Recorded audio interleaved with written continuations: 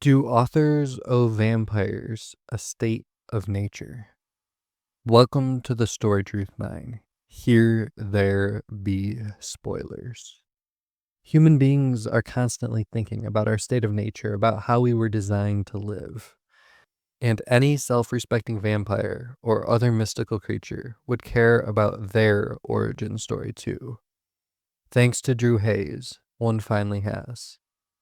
In the fifth book of Haye's Fred the Vampire Accountant series, Deadly Assessments, an ancient vampire who calls herself Deborah describes the vampiric state of nature to our protagonist Fred, from memory. Her eyes wandered back to the dancing flames. Besides, the fire will keep most at bay. That's what it does, the spark in the darkness. More staring ensued, and when she next spoke, her voice sounded miles away. In the early days, this was all the humans had. Before buildings, before cities, before guns and bows and silver, before countries even, there was fire. We used to prowl in the darkness, watching for these glowing lights. They were temptation and warning rolled into one. You always knew there were humans around a fire, and yet to approach one was to make yourself as vulnerable as we could be back then. Deborah's description of the vampiric state of nature is complex. The vampires don't need human blood to survive, they can survive off of animal blood. But the sweetest blood is from humans who also have fire, the one thing that can kill vampires. Vampiric nature is tension between lust and restraint, between thirst and fear. So what should this tension lead to politically? How should vampires organize themselves? Hobbes told us that the human state of nature was nasty, brutish, and short. That justified a strong state to keep us safe. Is the vampire's natural state like that something awful that must be avoided? Should the vampiric state try to train vampires on how to safely attack and drink from humans without risking retaliation? Should the council set up classes to teach vampires to meditate and master themselves to avoid letting their lust for blood make them reckless and cause them to risk injury or death while drinking from humans? Maybe the vampiric state should directly procure human beings, stripping us of our dangerous weapons and fire, and serving us up to the vampires on a not-so-silver platter. Or maybe that tension between the delicious taste of human blood and fear of fire was a good natural state that should be preserved rather than conquered. Rousseau tells us that the human state of nature was basically good, and departing from that natural state with the creation of individual property was our original sin. This theory is used to justify a state that aggressively regulates the ills that have arisen from property, including economic inequality. So maybe the problem for vampires is that they have departed from their basically good state of nature, that they have abandoned the tension that made them who they are. The humans are no longer gathered around the campfires. Maybe vampires should be striving to return to a state of nature where vampires are supposed to hunt humans who can resist them but with fire alone. Maybe humans need to be rounded up and forced back into some sort of Stone Age preservation for vampires to feel what it was really like to hunt us back then. Or maybe the problem is that just as human beings become obese when we're surrounded by easily available calorie-dense food and don't have to run or walk miles to get it, vampires become less physically or spiritually healthy when they can survive without hunting. After all, stepping away from our nature always has a cost. When we stare endlessly at curated images of beautiful and successful people on screens, we get startling rates of anxiety and depression.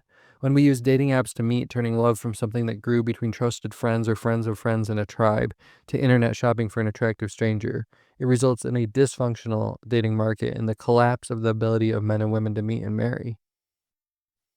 When we spend our time reading inside, we get a society full of nearsighted people wearing glasses. So what then happens to a vampire when he subsists solely on bagged blood? And what is the solution? Is the solution to obesity caused by inactivity and abundant unhealthy food to mimic the state of nature?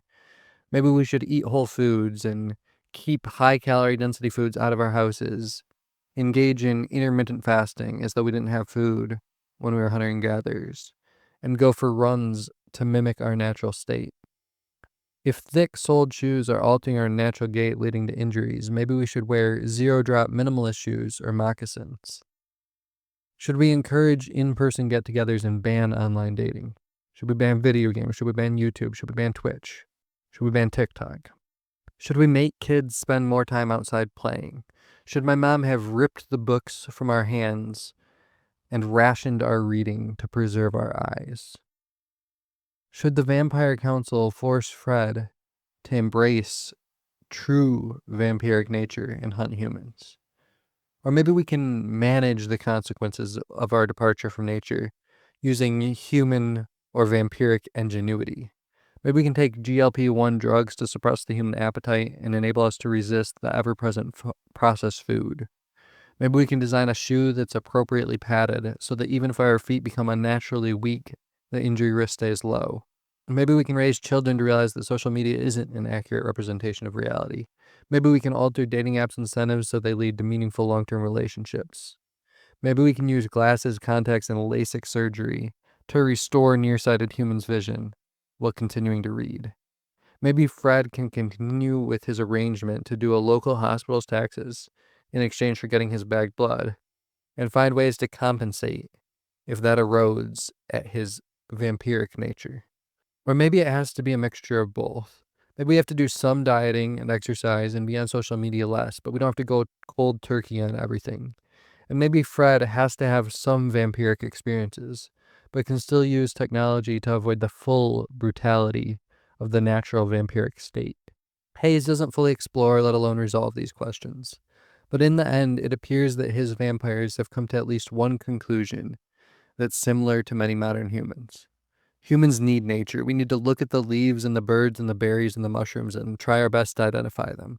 We need to walk or run wandering among those trees. We need to test ourselves against nature. We need hiking and camping and walks. We need a taste of our original existence in order to be happy and fulfilled. And vampires need to ground themselves in their nature from time to time too. That's how Deborah designed Fred's test. She took him into nature and had him struggle to survive. So thank you, Drew Hayes, for giving your vampires a state of nature. And to all the other fantasy writers out there, you are on notice. If your magical fae are as old and storied a species as humans, they deserve their own political philosophy and pop evolutionary psychology. They deserve their own origin story-based marketing campaigns. Magical creatures should be just as obsessed with their state of nature as we are. I hope you've enjoyed your time in the Story Truth Mine. You are welcome back anytime.